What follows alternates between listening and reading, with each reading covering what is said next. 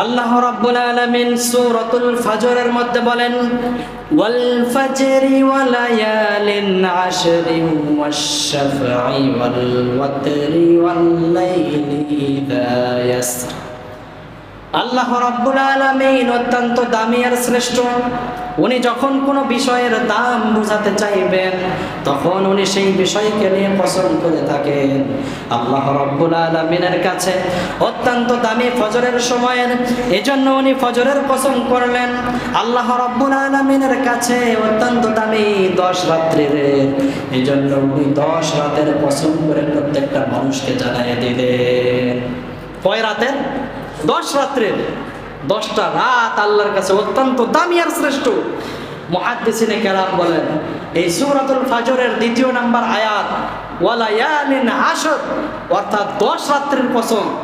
মুহাদ্দিসিনে কেরাম বলেন এই 10 রাত হলো জিলহজ মাসের প্রথম 10 রাত, অর্থাৎ 10 দিন 10 রাত। এই দিন আর রাত আল্লাহর কাছে অত্যন্ত দামি আর শ্রেষ্ঠ। তার কারণ আমি বলেছিলাম, আমরা যে মানুষ, আমরা যখন কোনো একটা বিষয় মানুষের কাছে সাপোর্ট করতে চাইবো, সুপারিশ করতে চাইবো, সবচাইতে বড় জিনিস আমাদের কাছে যেটা, সেইটা দিয়ে আমরা কসম করে থাকি। মায়ের কসম, বাবার কসম, যত ধরনের কসম আছে সব করে থাকি, কিন্তু এগুলো নাজায়েজ। সবচাইতে বড় বিষয় যেটা, সেটা হলো আল্লাহ। আল্লাহর নামে আমরা কসম করে বড় জিনিস বুঝাই, কিন্তু আল্লাহর কাছে আল্লাহর চাইতে দামি তো কোনো জিনিস নেই।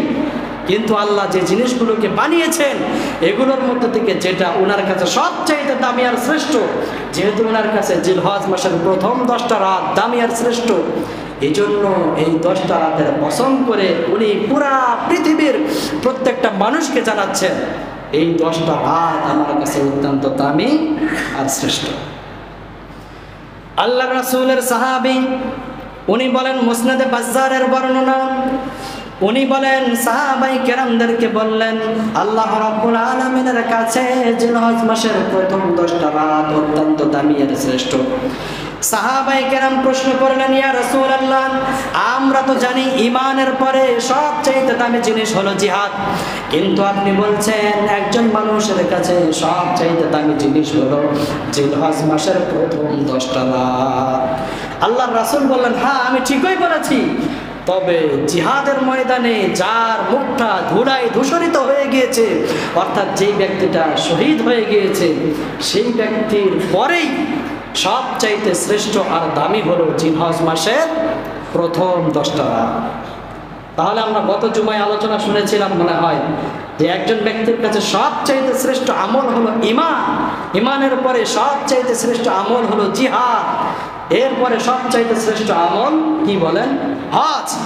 কিন্তু আল্লাহর রাসূল বলেন একজন ব্যক্তি যদি শহীদ না হয়, গাজী হয়ে ফেরত আসে, জিহাদ করে ফেরত আসে, এই ব্যক্তির চাইতেও জিলহজ মাসের প্রথম 10টা রাত আল্লাহর কাছে অত্যন্ত দামি আর শ্রেষ্ঠ।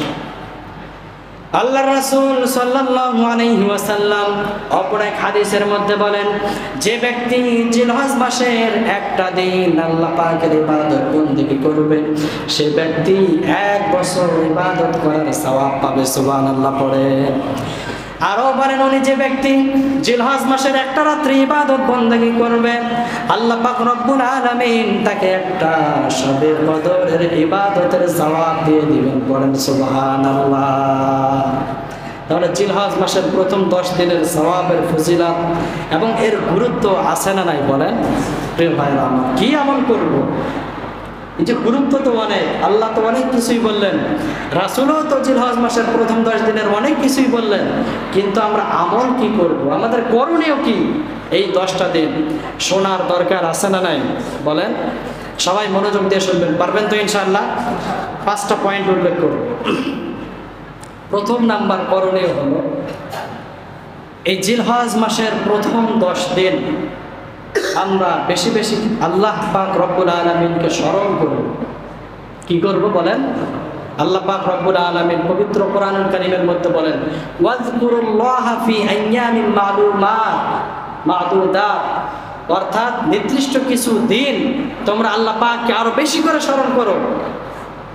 আবার নির্দিষ্ট দিন বোঝানো হয়েছে কোন 10 দিন? এই সামনের 10 দিন। তাহলে আমরা কি করব? আল্লাহ পাককে বেশি বেশি স্মরণ করব। সেটা কিভাবে? নফল ইবাদত বন্দেগীর মাধ্যমে। পারবো তো ইনশাআল্লাহ? কিন্তু দেখতে হবে নফল ইবাদত করতে গিয়ে যারা আমাদের ফরজ আবার ছুটে না যায়। ঠিক আছে, আপনি সারা রাত্রি নফল নামাজ পড়লেন, নফল ইবাদত বন্দেগী করলেন, নফল দান সদকা করলেন, কিন্তু আপনার উপরে যাকাত ফরজ, এটা আপনি আদায় করলেন না। আপনার উপরে হজ ফরজ, এটা আদায় করলেন না। আপনার উপরে ঈশার নামাজ আর ফজরের নামাজটা ফরজ ছিল, আপনি এটা আদায় করলেন না। এমনটা করা যাবে না। তাহলে প্রথম নাম্বার কি পেলাম? আল্লাহকে স্মরণ করে বেশি বেশি আমরা নফল ইবাদত গুলো করবো। পারবো তো ইনশাআল্লাহ? দ্বিতীয় নাম্বার হলো এই প্রথম 10 দিন আমরা নখ এবং চুল এবং যত ধরনের চুল হতে পারে, নখ এবং চুল এগুলো কি করব না? বলেন, কাটবো না। যদি না কাটতে পারি তাহলে আল্লাহ রাব্বুল আলামিন আমাদেরকে কিসের সওয়াব দিবেন? কুরবানি করার সওয়াব দিবেন। জানেন না আপনারা? এটা তো সবাই জানেন। আল্লাহর রাসূলের সাহাবী উনি বলেন, আল্লাহর রাসূল সাল্লাল্লাহু আলাইহি ওয়াসাল্লাম বলেছেন, উম্মে সালামা রাদিয়াল্লাহু তাআলা আনহা থেকে বর্ণিত, উনি বলেন, ইযা রাআইতুম হিলালা যিলহিজ্জা, যখন তোমরা জিলহজ মাসের প্রথম তারিখ দেখবে, যখন তোমরা জিলহজ মাস পেয়ে যাবে, এরপরে আরাদা আহাদুকুম আন ইউদহি, আর তোমরা চাও যে তোমরা তোমাদের পশুগুলোকে কুরবানি করবে, ইমসিক আন আযফারিহি ওয়া শাআরিহি, আল্লাহর রাসূল বলেন, ও আমার সাহাবীরা, তোমরা তোমাদের পশু আর নখগুলো কাটা থেকে বিরত থাকো। কে বলেছেন? উম্মে সালামা থেকে বর্ণিত। রাসূল বলেছেন, তোমরা জিলহজ মাসের এই 10টা দিন নখ আর চুল কাটা থেকে বিরত থাকো। প্রিয় ভাইরা আমার, এখানে বলা হলো যে ব্যক্তি কুরবানি করবে তার এই দায়িত্ব বা তার এই আমল। কিন্তু অনেক বর্ণনার মধ্যে পাওয়া যায় যারা কুরবানি করবে না, কুরবানি দিবে না, বা ছোট যাদের উপরে কুরবানি এখনো ওয়াজিব হয় নাই, তারাও যদি এই আমলটা করতে পারে, তারাও কিসের সওয়াব পাবে? বলেন, কুরবানির সওয়াব পাবে। এটা ছিল দ্বিতীয় নাম্বার। তৃতীয় নাম্বার হলো প্রথম 9 দিন, জিলহজ মাসে তো 10 দিন, 10 তারিখে তো আর রোজা রাখা যাবে না। তার কারণ জিয়াফাতুল্লাহ, আল্লাহ পাকের পক্ষ থেকে ওই দিন প্রত্যেকটা বান্দার প্রতি আল্লাহর দাওয়াত। কিসের দাওয়াত? গোশত খাওয়ার দাওয়াত। ওই দিন তো রোজা রাখা যাবে না। এই জন্য প্রথম 9 দিন যদি আপনারা পারেন রোজা রাখবেন। পারবেন তো ইনশাআল্লাহ? এইটা ছিল কয় নাম্বার? 3 নাম্বার। হাফসা রাদিয়াল্লাহু তাআলা আনহা থেকে বর্ণিত, উনি বলেন, আল্লাহর রাসূলের দাইমি একটা আমল ছিল, যে আমলটাকে উনি কখনো ছাড়তেন না। উনি সাহাবাদেরকে শোনাচ্ছেন, তার কারণ রাসূলের স্ত্রীরাই তো ওনার বিষয়ে ভালো জানবেন। আপনি কি করেন না করেন গ্রামবাসী জানবে না, কিন্তু আপনার বিষয়ে সবচাইতে যে মানুষটা বেশি ভালো জানেন সেই মানুষটাকে আপনার স্ত্রী। উনি বলেন, রাসূলের একটা আমল ছিল, যে আমলটা উনি কখনো ছাড়তেন না। সেই আমলগুলোর মধ্যে থেকে একটা হলো সিয়ামু ইয়াউমি আশুরা, অর্থাৎ আশুরার দিনের রোজা, ওয়াল আশারা ফি আউয়ালি যিল হিজ্জা, অর্থাৎ জিলহজ মাসের প্রথম কয় দিনের রোজা? বলেন, 9 দিনের রোজা। তারপরে উনি বলেন, ওয়া সালাসাতু আইয়ামিন মিন কুল্লি শাহরিন, আরবি মাসের প্রত্যেক 3 দিনের রোজা, ও রাকাতাইন ক্বাবলাল ওয়াদা, অর্থাৎ ফজরের নামাজের পূর্বে যে 2 রাকাত সুন্নাত পড়ি না, এই সুন্নতের দাম আল্লাহর কাছে অত্যন্ত দামি আর শ্রেষ্ঠ। এই 4টা আমল আল্লাহর রাসূল কখনো ছাড়তেন না। তাহলে আমরা পেলাম জিলহজ মাসের রোজাটা আল্লাহর রাসূলের হাদিস থেকে প্রমাণিত। পেলাম কি পেলাম না? বলেন। এটা ছিল 3 নম্বর আমল। 4 নম্বর, 3 নম্বর, 4 নম্বর আমল হলো বিশেষ করে 9 তারিখের রোজা। মানে 3 নম্বর পয়েন্টের ভিতরে 4টা আমল ওনার ছিল, আর 4 নম্বর আমাদের পয়েন্টগুলোর মধ্যে থেকে 4 নম্বরটা হলো বিশেষ করে 9 তারিখের রোজাটা। এটা কেন দামি? তার কারণ ওই দিনেই যে ইবাদতটা সংঘটিত হয় সেটা হলো ইয়াউমে আরাফা। আরাফার দিন সংঘটিত হয়। প্রিয় ভাইরা আমার, আরাফার দিন সম্পর্কে বলেছিলাম, ওই দিন আল্লাহ পাক রব্বুল আলামিন যতগুলো মানুষকে মাফ করে দেন, বছরের অন্য কোনো দিন মাফ করেন না। এই জন্য বিশেষ করে 9 তারিখের রোজা রাখতে পারবো তো ইনশাআল্লাহ? অর্থাৎ কুরবানির আগের দিন সবাই রাখার চেষ্টা করবো। পারবো তো ইনশাআল্লাহ? আল্লাহর রাসূল বলেন, সিয়াম ইয়াউমি আরাফা আহতাসিবু আলা আল্লাহ আন ইউকাফিরা সানাতাল্লাতী ক্বাবলা ওয়াস সানাতাল্লাতী বা'দা। যদি কোনো ব্যক্তি আরাফার দিনের রোজা আল্লাহ পাকের প্রতি ভরসা রেখে রাখতে পারে, সেই ব্যক্তির জীবনের 1 বছরের গুনাহ পূর্বের এবং পরের 1 বছরের গুনাহকে মাফ করে দেন কে? আপনি যদি প্রতি বছর এই একটা রোজা রাখেন, আপনার জীবনে আর কোনো গুনাহ থাকবে বলেন? আপনার বছর তো একটা অতিক্রম করবেন, কিন্তু আল্লাহ মাফ করবেন 2টা বছরের গুনাহ।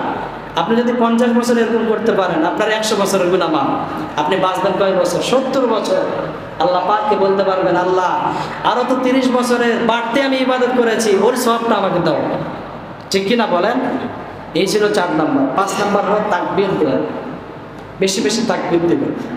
বিশেষ করে 9 তারিখের ফজর থেকে নিয়ে 13 তারিখের আসর পর্যন্ত মোট 23 ওয়াক্ত ফরজ নামাজের শেষে উচ্চ স্বরে পারবেন তো ইনশাআল্লাহ? আপনি যদি জামাত ছাড়া একাই নামাজ আদায় করেন, আপনিও এই তাকবীরটা দিবেন, পারবেন তো ইনশাআল্লাহ? তাহলে জিলহজ মাসের আমাদের যে 5টা করণীয় ছিল, 1 নম্বর হলো নফল ইবাদত বেশি বেশি করা, 2 নম্বর হলো নখ এবং চুল না কাটা, 3 নম্বর হলো 9 তারিখের রোজাটা প্রথম 10 দিনের রোজা রাখা, 4 নম্বর হলো বিশেষ করে 9 তারিখের রোজা রাখা, এবং 5 নম্বর কি বললাম? তাকবীর দেয়া। কয় ওয়াক্ত নামাজের? মোট 23 ওয়াক্ত, 9 তারিখের ফজর থেকে নিয়ে 13 তারিখ আসর পর্যন্ত।